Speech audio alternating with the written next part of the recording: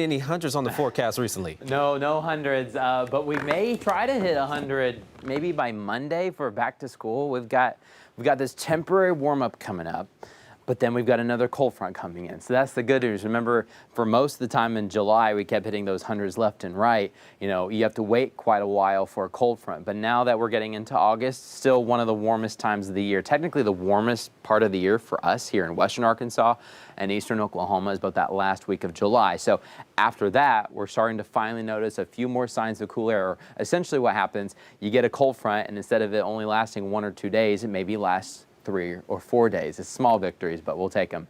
We've got clear skies tonight. We'll dip back to the 80s by about 9 o'clock, 9 o'clock, and then 70s for the rest of the evening. 70s eventually in the overnight hours in the River Valley, but we've got a few more hours of 90s with mostly clear skies. So what's next? Well, tomorrow's going to get even warmer. It was a little warm today, definitely warmer than yesterday. We're going to get even warmer for your Sunday. But then for Monday, back to school for many kids, both in Northwest Arkansas and the River Valley. We're talking about really warm temperatures. Now, we get away a little bit longer in Alma, Van Buren, and Fort Smith, but a lot of us outside the city will be able to go back to school on Monday. So we don't only have so many more backyard forecasts, pool forecasts moving forward. Tomorrow's going to be a nice one for a lot of kiddos. It's their last day of summer.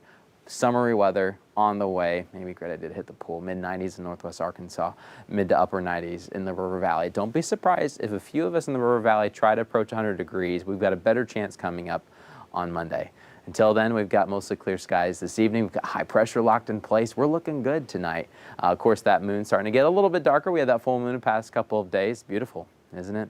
Got more south winds tomorrow. We should get even warmer than we were today, but otherwise your Sunday looks quiet. The rest of the weekend just overall looks quiet. Next week, we've got more activity on the way. Now Monday, back to school, isolated storm could be possible. I went ahead and reduced the chances. That front is slowed down a little bit that's coming in. It's got better chances to bring some scattered showers and storms Tuesday and into Wednesday.